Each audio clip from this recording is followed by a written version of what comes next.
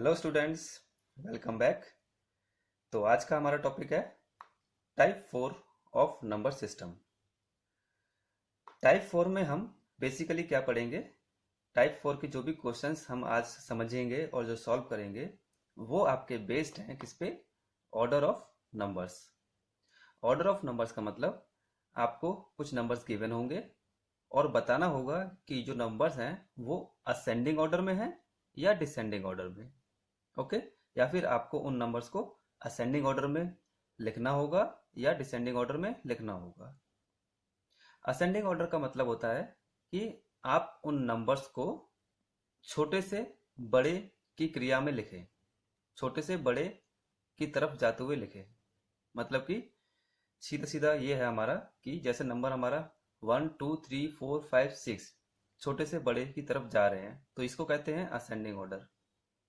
Descending order का मतलब उल्टा, बड़े से छोटा, यानी कि 7 6 5 4 3 2 1 इस टाइप से अगर हम बढ़ते हैं उल्टा तो ये होता है डिसेंडिंग ऑर्डर। तो आज आज के जो क्वेश्चंस हैं वो इसी पे बेस्ड हैं कि आपको नंबर या तो असेंडिंग या डिसेंडिंग ऑर्डर में अरेंज करके लिखने होंगे या बताना होगा कि कौन सा ये असेंडिंग ऑर्डर में है या डिसेंडिंग ऑर्डर में है। तो चलिए स्टार्ट करते हैं क्वेश्चंस को सॉल्व करना। इस क्वेश्चन में आपसे पूछा गया है the sum of three consecutive integers is 51, the middle one is 14 15 16 या 17। यानी कि तीन कंसेक्यूटिव इंटीजर्स हैं। कंसेक्यूटिव इंटीजर्स का मतलब लगातार जो आते हैं, एक के बाद एक लगातार। तीन कंसेक्यूटिव इंटीजर्स का सम जो है वो दिया गया है 51। आपको बताना है कि जो बीच में है, मिडिल वन है, वो कौन सा है। ठीक है ना? जैसे कि मान लीजिए एक हो गया ए, दूसरा बी और तीसरा सी। तो बी वाला आपको बताना है कि बी क्या है। तो चलिए इसको सॉल्व करते हैं।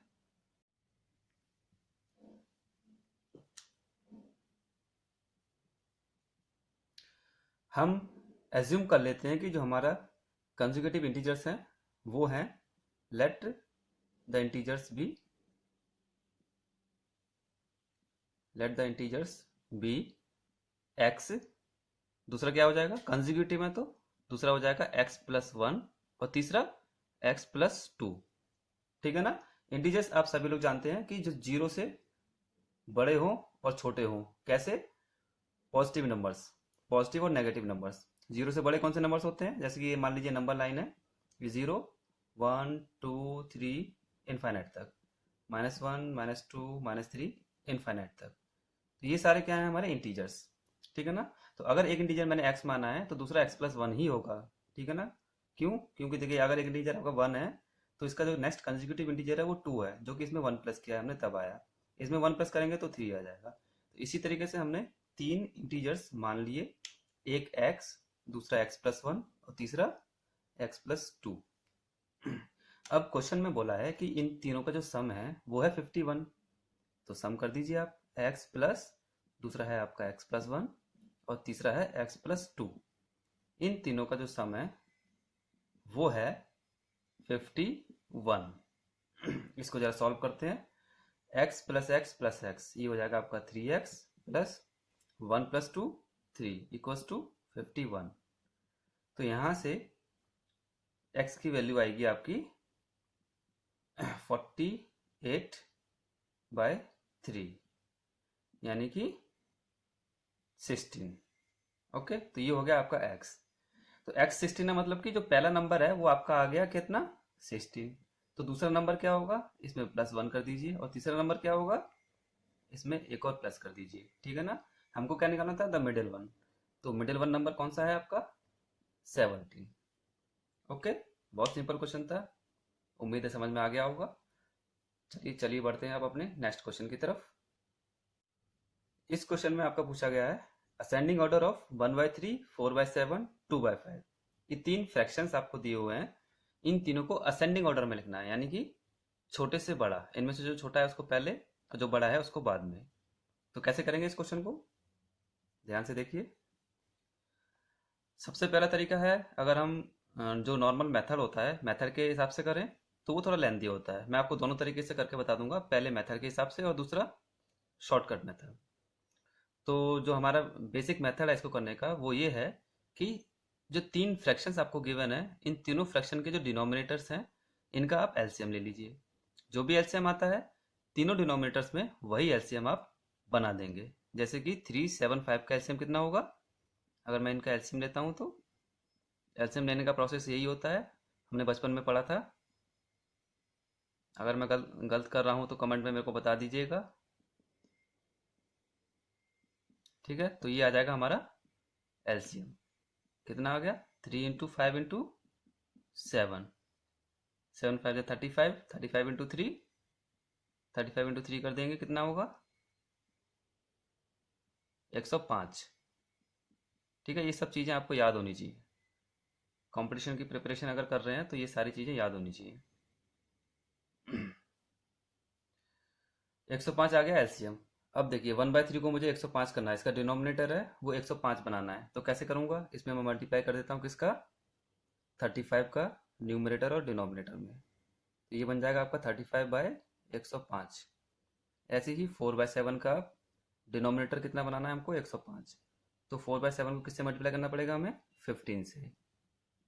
ये आ जाएगा आपका 15 4 जा 60 और ये हो जाएगा 105। अब लास्ट नंबर क्या है, 2/5, इसमें भी हमें किससे मल्टीप्लाई करना पड़ेगा, 21 से, तो ये हो जाएगा आपका 42/105। अब देखिए डिनोमिनेटर तीनों का सेम है, हमें कुछ नहीं करना, सीधा सीधा न्यूमरेटर देख लीजिए, जो बड़ा न्यूमरेटर है वो उसकी वैल्यू बड़ी होगी, और जो छोटा न्यूमरेटर है उसकी वैल्यू छोटी होगी। सबसे बड़ा कौन सा है इनमें से, 60, तो इसका मतलब सबसे बड़ा नंबर हो गया 4/7। ठीक है, और उससे छोटा कौन सा है, सॉरी सबसे बड़ा है ये, तो साइन लगेगा हमारा ये वाला, ग्रेटर देन। अब इससे छोटा 60 से छोटा है आपका 42, यानी 2/5, और उससे छोटा 1/3, तो ये हो जाएगा हमारा डिसेंडिंग ऑर्डर। मैंने अभी यहाँ पे डिसेंडिंग ऑर्डर लिखा है, ध्यान दीजिए, जानबूझ के मैंने लिखा ताकि आप असेंडिंग और डिसेंडिंग में मतलब समझ सकें। ये है डिसेंडिंग ऑर्डर, यानी कि बड़े से छोटा, हमें लिखना था असेंडिंग ऑर्डर, तो असेंडिंग ऑर्डर क्या होगा, छोटे से बड़ा, यानी कि 1/3, 2/5 एंड 4/7। तो ऑप्शन में आपके 4 ऑप्शन दिए होंगे, उसमें से एक ऑप्शन है आपका 1/3, 2/5, 4/7, ये होगा आपका आंसर। ठीक है ना, तो ये था आपका पूरा अच्छे से मेथड, बेसिक मेथड के हिसाब से हमने किया। अब एकदम से फटाफट से इस क्वेश्चन को करना है अगर, तो आपको टेबल्स अच्छे से आनी चाहिए। ठीक है ना, मीन्स कुछ नहीं करना है, सिंपली इनको डिवाइड करना है। कैसे करेंगे, 1/3 है, अगर मैं इसको डिवाइड कर दूं 1 को 3 से, तो आपका आंसर आएगा 0.33।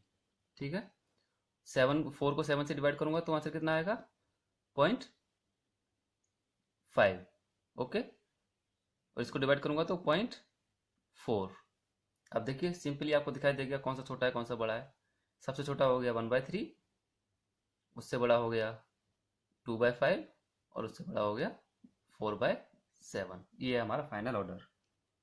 उम्मीद है क्वेश्चन समझ में आ गया होगा, बहुत सिंपल क्वेश्चन था। अब बढ़ते हैं हम अपने नेक्स्ट क्वेश्चन की तरफ। इस क्वेश्चन में आपसे पूछा गया है 6 numbers are arranged in descending order. The average of the first 5 number is 30. 6 number हैं आपके पास, उनको पहले डिसेंडिंग ऑर्डर में अरेंज किया, उसके बाद अरेंज करने के बाद जो पहले 5 नंबर हैं, 6 में से पहले 5 नंबर, उनका सम है 35, उनका एवरेज है 35, और जो लास्ट के 5 नंबर हैं उनका एवरेज है 25। आपको क्या निकालना है, the difference of the first and last number, यानी जो फर्स्ट नंबर है और जो लास्ट नंबर है, इन दोनों में कितना डिफरेंस है, यानी इन दोनों को आपको माइनस करना है और बताना है कि क्या आंसर आएगा। तो चलिए सॉल्व करते हैं इस क्वेश्चन को।